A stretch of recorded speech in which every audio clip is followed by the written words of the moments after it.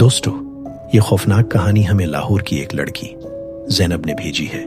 زینب کا کہنا ہے کہ ان کے دادا کئی سال پہلے ایک پرانے قبرستان میں چوکیدار تھے۔ ان کے دادا کی ڈائری آج بھی ان کے گھر میں محفوظ ہے اور یہی کہانی اس ڈائری سے لی گئی ہے۔ تو یہ کہانی ہے شہر کے باہر ایک پرانا قبرستان کی، جسے لوگ اندھیروں کا گھر کہتے تھے۔ یہ جگہ انگریزوں کے زمانے میں بنی تھی اور اس وقت کے افسروں اور ان کے گھر والوں کو یہاں دفنایا جاتا تھا۔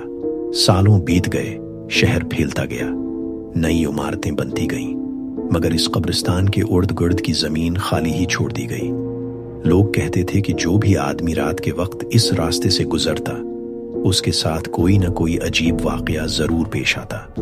دن کے وقت یہ جگہ بس ایک سنسان میدان لگتی تھی، جہاں پرانی ابھری ہوئی قبریں، ٹوٹے پھوٹے سنگ مرمر کے پتھر اور سوکھے درخت دکھائی دیتے۔ مگر رات کو اس مزار کی فضا ہی بدل جاتی، یوں لگتا جیسے زندہ اور مردوں کے بیچ کی دیوار ٹوٹ رہی ہو۔ اس قبرستان کا چوکیدار تھا اختر۔ 20 سال سے وہ یہاں پہرا دے رہا تھا، دبلا پتلا، 50 سال کا ایک اداس چہرے والا آدمی۔ شہر کے لوگ کہتے تھے کہ اختر اب انسان سے زیادہ کچھ اور لگتا ہے، کیونکہ اس نے وہ مناظر دیکھے تھے جو عام انسان برداشت نہیں کر سکتا۔ ایک رات چاند دھند میں چھپا ہوا تھا، سرد ہوا ایسی چل رہی تھی کہ درختوں کے پتے کانپ رہے تھے۔ اختر اپنی لاٹھی پکڑ کر دروازے کے پاس سے گزرا تو اس نے ایک کالی بلی دیکھی جو آنکھیں خون کی طرح سرخ کیے اسے گھور رہی تھی۔ اچانک اسے اندر سے ایک آواز سنائی دی، کسی بچے کی چیخ جو قبر کے اندر سے آ رہی تھی۔ اختر کے قدم وہیں جم گئے۔ اس نے لائٹ جلائی اور آواز کی جانب بڑھا۔ قبرستان کے کونے میں ایک پرانی قبر تھی جس کے پتھر ٹوٹ کر بکھر چکے تھے۔ آواز وہیں سے آ رہی تھی۔ اس نے کانپتے ہاتھ سے مٹی کو چھوا۔ مٹی برف کی طرح ٹھنڈی تھی، مگر نیچے سے جیسے کوئی سانس چل رہی ہو۔ کون ہے؟ اختر زور سے چیخا۔ جواب میں ایک اور چیخ گونجی، مگر یہ آواز بچے کی نہیں بلکہ کسی عورت کی تھی۔ اختر کا دل زور زور سے دھڑکنے لگا۔ اس نے اپنی ڈائری نکالی جو وہ ہمیشہ ساتھ رکھتا تھا اور لکھا، آج جو آواز سنی ہے وہ انسانی نہیں تھی۔ اگر کل میں زندہ نہ رہا تو سمجھ لینا کہ یہ قبریں خاموش نہیں بلکہ زندہ ہیں۔ رات کے 2 بج رہے تھے۔ اختر نے سوچا شاید یہ اس کا وہم ہو۔ وہ واپس اپنے کمرے کی طرف آیا جو قبرستان کے دروازے کے پاس بنا تھا، مگر جیسے ہی اس نے دروازہ کھولا وہ منظر دیکھ کر گھبرا کر بے ہوش ہونے لگا تھا۔ اس نے کیا دیکھا کہ کمرے کے اندر ایک عورت بیٹھی تھی، سفید کفن میں لپٹی ہوئی۔ اس کا چہرہ مٹی سے بھرا ہوا تھا اور آنکھیں بالکل خالی، جیسے وہ قبر سے نکل کر ابھی سیدھی یہاں آئی ہو۔ اختر خوف سے ڈرتے ڈرتے بولا، تم یہاں کیا کر رہی ہو؟ اختر نے لرزتی آواز میں پوچھا۔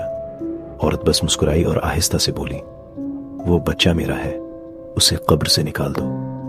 یہ کہہ کر وہ غائب ہو گئی۔ اگلی رات اختر نے ہمت کر کے اسی قبر کی مٹی کھودنا شروع کی۔ زمین برف کی طرح سرد تھی اور مٹی جیسے خود بخود ہل رہی تھی۔ کچھ ہی دیر بعد اس نے ایک چھوٹا کفن دیکھا جس میں سے خون رس رہا تھا۔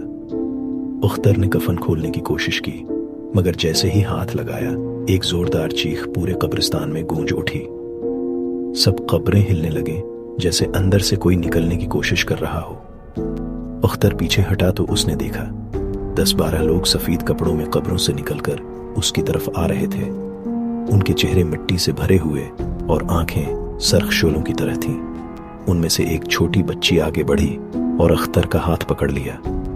اس کی زبان بس ایک ہی لفظ دہرا رہی تھی، چلو میرے ساتھ چلو۔ اختر بھاگنا چاہتا تھا، مگر اس کے پاؤں زمین میں دھنس گئے۔ اس نے چیخنے کی کوشش کی، مگر آواز گلے میں دب گئی۔ سفید کفن والے لوگ اسے گھیر چکے تھے۔ وہی بچی اسے گھسیٹ کر اسی قبر کی طرف لے جا رہی تھی جہاں سے آواز آئی تھی۔ مٹی خود بخود ہٹ رہی تھی اور قبر کا دہانہ زندہ ہو کر اسے اندر بلا رہا تھا۔ اختر نے اپنی ڈائری میں آخری جملہ لکھا، مجھے اندر کھینچ کر لے جایا جا رہا ہے۔ اگر کوئی اس ڈائری کو پڑھے تو اس قبرستان کے قریب بھی نہ آنا۔ اگلی صبح لوگوں نے دیکھا کہ اختر کی ڈائری ایک قبر پر رکھی تھی، مگر خود اختر غائب تھا۔ اس کا کوئی نشان نہ ملا، بس ایک قبر کی مٹی نئی کھدتی ہوئی لگ رہی تھی، جیسے کل ہی کسی کو دفن کیا گیا ہو۔ शहर के लोग आज भी कहते हैं कि रात के वक्त अगर कोई उस कब्रिस्तान के पास से गुजरे तो एक चौकीदार की आवाज सुनाई देती है जो चीख कर कहता है, वापस जाओ, कब्रें भूखी हैं। और अगर कोई रुक जाए तो फिर उसकी वापसी कभी नहीं होती। ये थी वो डरावनी कहानी जो हमें ज़ैनब ने लाहौर से भेजी। आपको क्या लगता है, क्या वाकई कब्रें भूखी हो सकती हैं? अपनी राय कमेंट में जरूर दें।